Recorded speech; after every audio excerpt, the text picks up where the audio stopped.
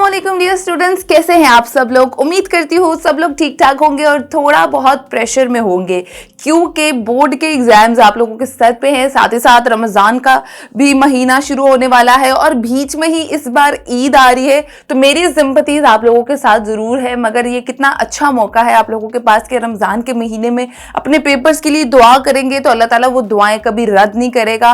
कबूलियत का महीना है, अच्छा है, आपके पास एक चांस है, एक अपॉर्चुनिटी है कि इस महीने में पेपर दे दें और अपने अच्छे रिजल्ट के लिए दुआ करें, अपने पेपर की आसानी के लिए दुआ करें। अच्छा, आज मैं आप लोगों के लिए बहुत ही इंटरेस्टिंग सी वीडियो लेकर आई हूँ जिसकी टिप्स और जो भी बातें होंगी वो आप लोगों के लाजमी काम आएंगी कि आप लोगों ने अपना पेपर किस हिसाब से अटेम्प्ट करना है और कौन कौन सी चीजें पेपर अटेम्प्ट करते टाइम अपने माइंड में रखनी है। मैं आपको एक बात बता दूं, ये चीजें जो आप लोगों को मैं बता रही हूँ ना, ये आपकी प्रिपरेशन के साथ साथ जो आप लोग सिलेबस और कंटेंट पढ़ते हैं उसके साथ साथ ये चीजें उतनी ही इंपॉर्टेंट हैं। क्योंकि मैंने कई पेपर्स ऐसे देखे हैं, अपनी आंखों से देखे हैं, क्योंकि हमारे सामने पेपर्स भी आते हैं, हम वो देखते हैं, तो कई स्टूडेंट्स को बहुत अच्छा आता है लिखना और याद उन्होंने किया होता है, फुल उनको पता चल रहा होता है इनका पेपर पढ़ के कि इनकी अच्छी तैयारी थी, मगर उनको अटेम्प्ट नहीं करना आ रहा होता, जिसकी वजह से वो अपने मार्क्स लूज कर देते हैं। बहुत सारे स्टूडेंट्स ऐसे होते हैं जो एक्सपेक्ट कर रहे होते हैं कि मेरे अगर 75 मार्क्स का पेपर है तो 70 या 72 मार्क्स तो पक्के हैं, मगर जब रिजल्ट आता है तो 55 मार्क्स आते हैं, 57 मार्क्स आते हैं, ज्यादा से ज्यादा 60 मार्क्स आते हैं। तो वो स्टूडेंट्स यही सोचते हैं कि पता नहीं क्या मसला हुआ है, या एग्जामिनर से हमारा कोई क्वेश्चन स्किप हो गया है, उसने सही चेकिंग नहीं की, या चेकिंग में इशू है, फिर हम इन सब चीजों में पड़ जाते हैं। असल वजह आपको मैं बताती हूँ क्या होती है। असल वजह यही होती है कि आप लोगों को पेपर अटेम्प्ट करने का सही तरीका नहीं पता होता, आप लोगों को नहीं अंदाजा होता कि पेपर को किस तरह से सॉल्व करना है। एक एग्जामिनर जो आपका पेपर चेक कर रहा है उसकी साइकी क्या है, वो क्या चीजें नोट कर रहा है, तो ये सब चीजें आप लोगों के लिए जानना उतना ही जरूरी है जितना कि आप लोगों के लिए बुक पढ़ना जरूरी है, बुक में से सिलेबस कवर करना जरूरी है, गेस्ट पेपर पढ़ना जरूरी है। तो ये चीजें भी जानना उतना ही इंपॉर्टेंट है। तो आज मैं आप लोगों को 4 से 5 चीजें ऐसी बताऊंगी जो आप लोगों की डेफिनेटली हेल्प करेगा कि आप लोगों ने पेपर कैसे सॉल्व करना है और एग्जामिनर जो पेपर चेक कर रहा होता है उसके माइंड में क्या क्या चीजें होती हैं। क्योंकि हमारे पास क्वालिफाइड टीचर्स भी होती हैं जो एग्जामिनेशन के पेपर्स भी चेक कर रहे होते हैं। और मैं आपको बता दूं कि ये ऑथेंटिक बात होगी, ये टिप्स अगर आप फॉलो करेंगे तो जो एक्सपेक्ट कर रहे थे ना कि 75 में से 72 या 70 मार्क्स तो आएंगे, तो यकीन करें कि आपके 75 में से 75 मार्क्स भी आ सकते हैं विदाउट एनी डाउट। तो मैं आपको विदाउट वेस्टिंग एनी टाइम पहली बात बताती हूं। पहला पॉइंट क्या होता है कि आप लोगों ने जब पेपर सॉल्व करना है, मैं ये नहीं कहूंगी कि राइटिंग अच्छी हो, ये अच्छा हो, क्योंकि ये तो कॉमन बात है, ये तो हर स्टूडेंट को पता ही होगी कि राइटिंग अच्छी होनी चाहिए, मार्जिन लाइंस प्रॉपर होनी चाहिए, कौन सा पेन यूज करना है, कौन सी चीजें यूज करनी है, ये सब चीजें मैं नहीं बताऊंगी क्योंकि बहुत कॉमन बात है। इसमें कोई वो ऐसी बात ही नहीं है कि कोई नई बात हो तो मैं बताऊं। नई बात यही है कि जब आपने पेपर सॉल्व करना है ना, आपने क्वेश्चंस को अच्छी तरीके से रीड करना है। क्वेश्चन में एग्जामिनर ने आपसे क्या पूछा है आपने टू द पॉइंट लिखना है। और अब जो पेपर्स आएंगे आपके वो बेसिकली एसएलओ बेस्ड पेपर्स आएंगे।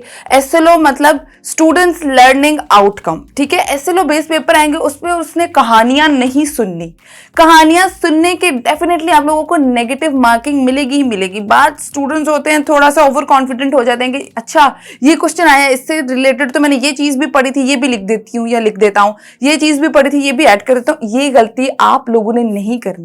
टू द पॉइंट क्वेश्चन अगर आपसे शॉर्ट में पूछा जाता है ना, तो वो 2 पार्ट में पूछा जाएगा, क्योंकि इस बार क्वेश्चन कॉन्सेप्शनल आएंगे, कॉन्सेप्ट बेस आएंगे, एनालिटिकल क्वेश्चंस पूछे जाएंगे। तो आपने क्वेश्चन को पहले अच्छी तरह रीड करना है, देखना है कि एग्जामिनर आखिर आपसे पूछना क्या चाह रहा है, या वो डेफिनेशन पूछना चाह रहा है या वो कोई और बात पूछना चाह रहा है। आपने टू द पॉइंट आंसर लिखना है।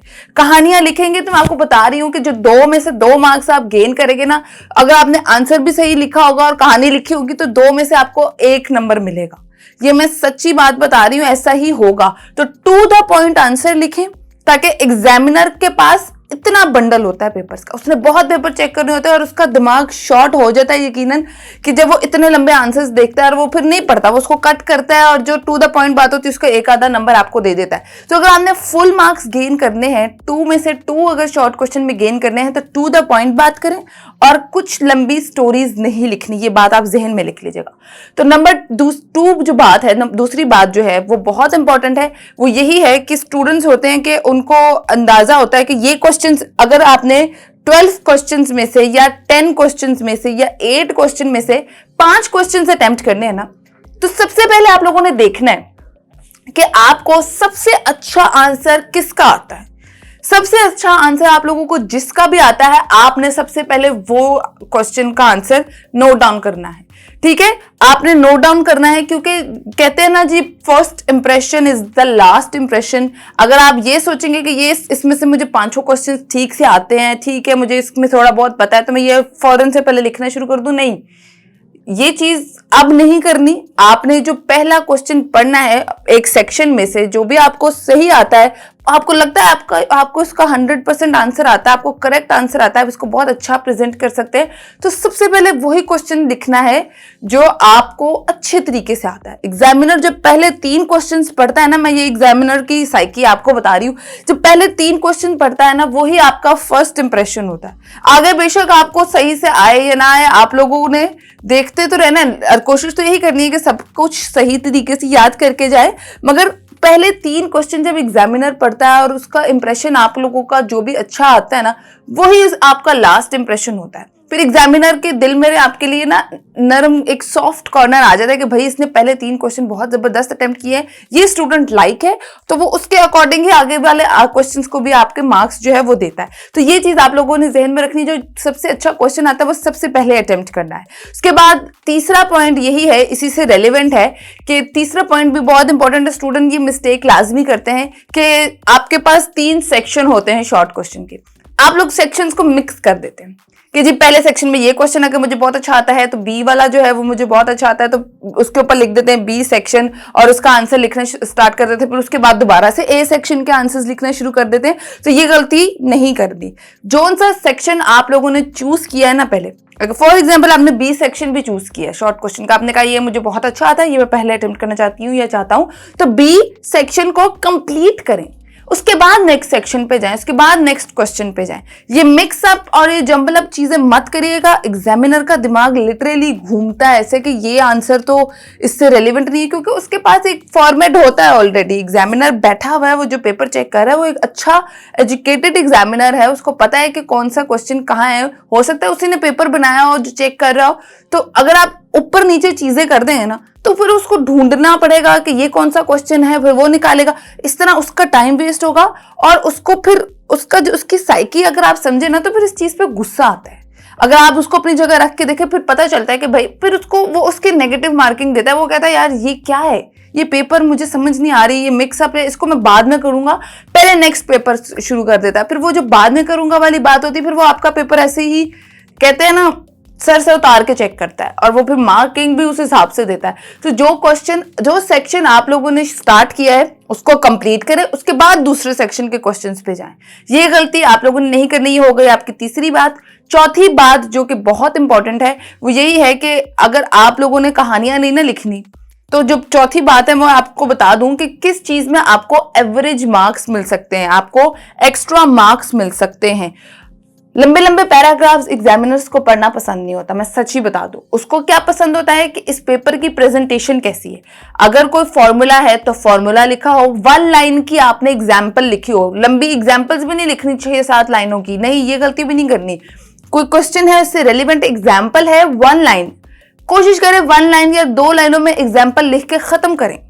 ज्यादा लंबी एग्जाम्पल्स भी नहीं लिखनी, अगर वो आप लिखना चाहें वो लिख सकते हैं। साथ साथ अगर किसी डेफिनेशन की या किसी क्वेश्चन का आपको लगता है कि इसके साथ ये वाला ग्राफ अच्छा लगेगा या ये वाली छोटी मोटी डायग्राम अच्छी लगेगी, तो वो चीजें अगर आप लोग लिखते हैं ना, तो उसके आपको एवरेज मार्क्स मिलते हैं, लेवरेज मिलती है, आपको एक्स्ट्रा मार्किंग इस चीज में मिलती है, लंबे लंबे पैराग्राफ्स में और राइटअप्स में नहीं। अगर आपको लगता है इस डेफिनेशन के साथ ये छोटी सी डायग्राम अच्छी लगेगी, तो वो आपको यकीन माने की कोशिश होगी कि अगर 2 से ज्यादा नंबर वो आपको देना चाहे ना, वो दे दे। तो आप लोगों ने कोई छोटा मोटा ग्राफ हो गया, कोई डायग्राम हो गई, 1 से 2 लाइन की कोई एग्जाम्पल हो गई, तो इस लिहाज से आप लोगों को एक्स्ट्रा मार्क्स मिल सकते हैं, अदरवाइज नहीं मिलेंगे।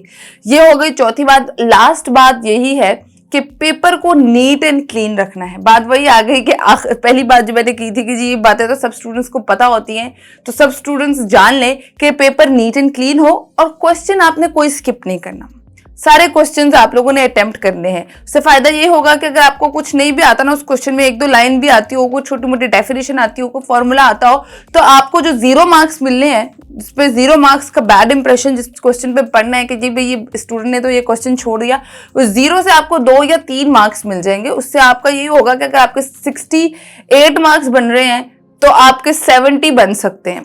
अगर 59 बन रहे हैं तो 60 की लाइन में आपके आ सकते हैं। और इस बार जो आपके पेपर्स हैं वो परसेंटेज के हिसाब से ही होंगे। आप लोगों को पता है कि 40% मार्क्स से अबव मार्क्स वाला ही पास होगा, 33 वाला अब नहीं पास होगा। फेडरल बोर्ड ने तो ये ऑफिशियली अनाउंस कर दिया है, आहिस्ता आहिस्ता पंजाब बोर्ड भी इस तरफ आ रहा है।